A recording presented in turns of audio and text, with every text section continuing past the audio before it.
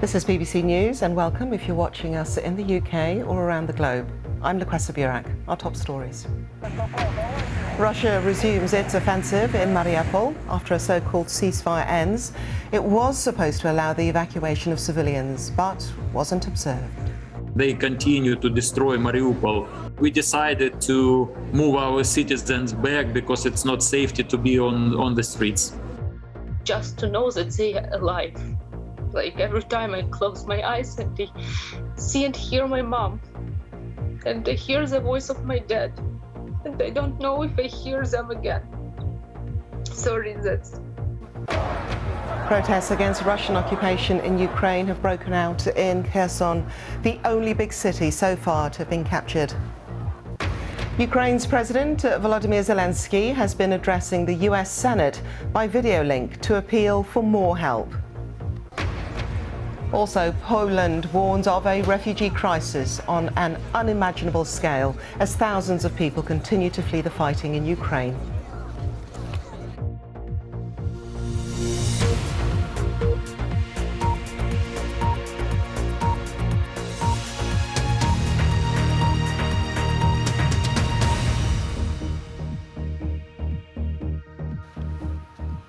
Hello and welcome to BBC News. We're going to start with some breaking news and reports that Russia is resuming what it calls offensive actions in Ukraine. Now, according to the AFP news agency, in a video call, a spokesman for the Russian Defense Ministry blamed what it says is the unwillingness of the Ukrainian side to influence nationalists or extend the ceasefire. So that was a quote from Russia.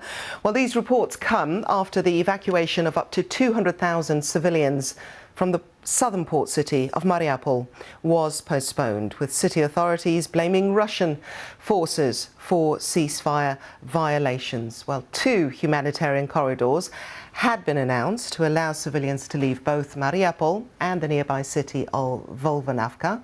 It comes as Ukraine's president strongly criticised the West for ruling out a no-fly zone over his country whilst Russian attacks continue. He said NATO members would have blood on their hands.